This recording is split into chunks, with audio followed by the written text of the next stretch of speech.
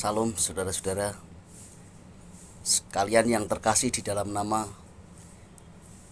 Tuhan Yesus Kristus, Allah yang benar. Saudara, saya akan mengajak saudara-saudara untuk merenungkan firman Tuhan. Kali ini saya mengajak saudara-saudara untuk belajar di Lukas 18 ayatnya yang ayat 1 sampai ayat ke-8, di mana Yesus Kristus memberi perumpamaan, yaitu bahwa para murid harus selalu berdoa dengan tidak jemu-jemu. Berdoa tidak jemu-jemu yang dimaksud berbeda dengan cara dipikirkan orang lain, ya. Berseberangan apa yang dipikirkan orang lain. Karena setelah itu diilustrasikan bahwa digambarkan bahwa ada seorang janda yang meminta terus, ya, minta terus haknya, minta terus, ya. Sehingga dia meminta kepada hakim, padahal hakimnya lalim, saudara. Akhirnya hakim meloloskan permintaannya, ya. Makanya banyak diselewengkan orang, pengertian banyak orang bahwa kalau kamu menginginkan sesuatu harus ngeyel, maksa Tuhan gitu, memaksa Tuhan. Bener, saya pernah mendengar orang berkata begitu, berkhotbah begitu. Kalau kita meminta sesuatu, menginginkan sesuatu, kita ngeyel, material, memaksa Tuhan sampai Tuhan menjawab. Padahal yang dimaksud bukan begitu. Berdoa tidak jemu-jemu artinya jangan berhenti berdoa. Terus berdoa. Berdoa ya apa sih? Berkata-kata pada Tuhan, berkomunikasi dengan Tuhan. Dengan doa apa yang banyak yang kita doakan. Tapi kan si janda ini minta haknya. Nah, terus diselewengkan menjadi, kalau kok kamu mengingini permintaanmu 1, 2, 3, 4, ditulis gitu, tempelkan tembok katanya. 1 minta drill sampai berhasil. Padahal saudara-saudara, kalau kita melihat ayat yang ke-7, kita diajarkan bukan seperti janda yang hanya minta haknya itu supaya terkabulkan doanya. Kalau kita melihat ayat 7, coba kita baca ayat 7. Tidakkah Allah akan membenarkan orang-orang pilihannya yang siang malam berseru kepadanya? Dan adakah ia mengulur waktu sebelum menolong mereka? Apakah orang-orang pilihan ini minta dibela haknya? Bukan. Tapi siang malam berseru pada Allah, ya. Jika dia mengalami kesulitan, tentu Allah akan menolong. Kebutuhannya pasti Tuhan akan berikan, tidak perlu. Tapi doanya apa kan? Meminta haknya, memaksa Tuhan begitu. Tidak. Ya, ilustrasi yang pertama.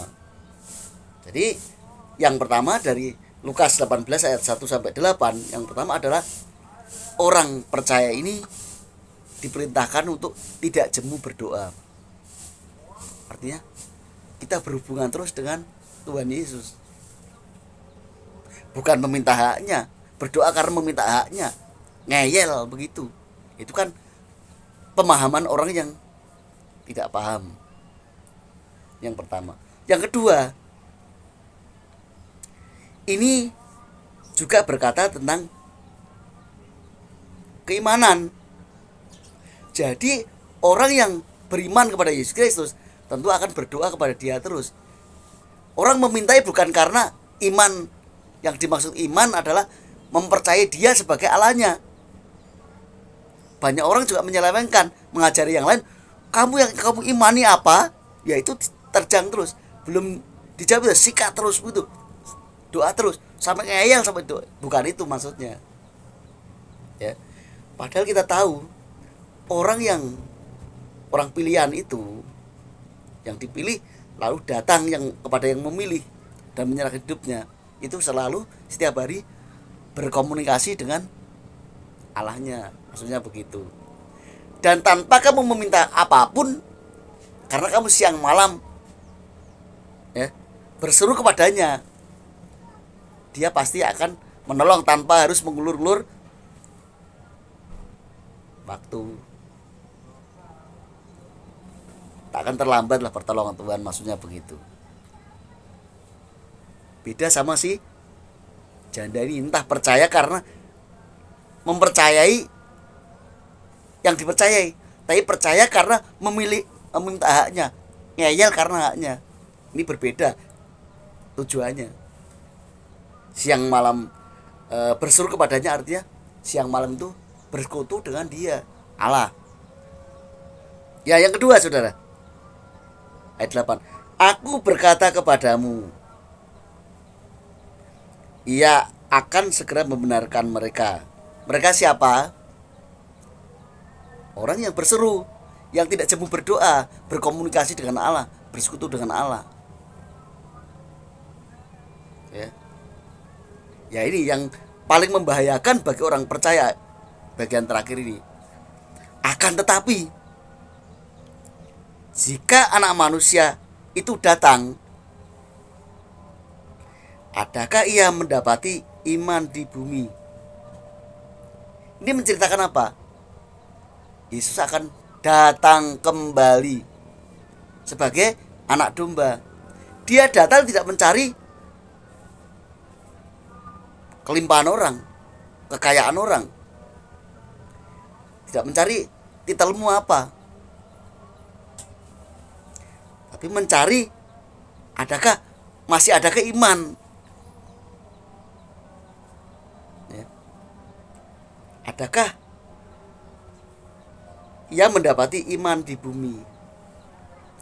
Ketika dia datang kembali mencari iman, ya,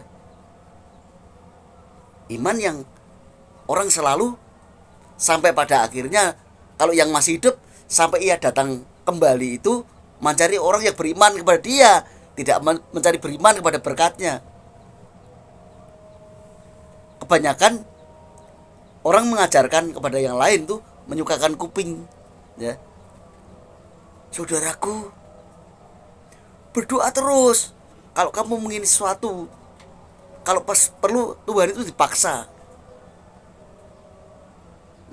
sampai hatinya luluh, katanya begitu. Padahal tidak demikian. Orang-orang pilihan atau orang percaya kepada dia itu siang malam berseru, artinya berdoa, seperti ayat yang pertama tadi, untuk menegaskan untuk mereka harus selalu berdoa dengan tidak jemu-jemu, mengadakan ada persekutuan dengan Allah, ya. Mana saudara? Jadi ketika Yesus datang kembali atau Anak Manusia nanti memakan anak domba, itu mencari orang yang masih beriman pada dia. Mungkin kita sudah tidak ada, tapi generasi yang akan datang, ketika dia datang kembali, tentu masih ada manusia di bumi, ada orang percaya, tapi yang dicari adalah orang yang beriman, diangkatnya. Saudara, yang paling bahaya adalah hari ini saudara mengimani Allah itu, mengimani Yesus itu hanya mencari apa yang saudara ingini. Itu salah. Mengimani karena dia Allah, makanya berseru siang malam, berdoa karena dia Allah. Tanpa kamu memaksa dengan cara ngeyelmu itu, Allah akan menolong tepat pada waktunya tanpa diulur-ulur. Orang percaya itu ketika kesulitan pasti akan tolong tanpa harus ngeyel ngedrel. Ini sebagian yang diajarkan orang di luar sana, saudara. Tapi ayat Alkitab berkata begitu, supaya tidak jemu-jemu berdoa. Artinya apa? Berseru siang malam, berseru, ya. artinya berdoa selalu pada Dia. Dan Allah tidak akan melupakan mereka atau membiarkan mereka yang siang malam berseru kepada Tuhan, percaya kepada Allah itu. Pasti tidak akan mengulur-ulur waktu untuk menolongnya. Makanya yang di ayat bagian 8 akhir, akan tetapi jika anak manusia itu datang, adakah ia mendapati iman di bumi? Yang dicari iman. Hari ini cari iman, sampai pada akhirnya iman. Jadi orang-orang yang beriman kepada Allah bukan karena hanya mengingini suatu hal yang menjadi haknya atau miliknya, yang ingin dimiliki. Allah pasti menolong, pasti akan menolong tepat pada waktunya. Ya, jadi sebagai orang percaya ini, orang Kristen, kalau kita berdoa hanya bukan fokusnya kepada apa yang kau ingini, kau kehendaki. Karena ayat ini berkata bukan itu sebenarnya, tetapi banyak diselewengkan. Saudara, kalau kita berdoa mengingini sesuatu harus seperti janda itu, saudara. Sampai ngeyel, sampai Tuhan itu lemah hatinya, meluluhkan hati Tuhan, katanya begitu. Tapi tidak jemu-jemu berdoa, siang malam berseru. Karena kita memang umatnya dan Dia Allah kita. Dia mengerti apa yang kita butuhkan. Jadi apa yang saya sampaikan kiranya memberkati saudara-saudara. Haleluya. Amin.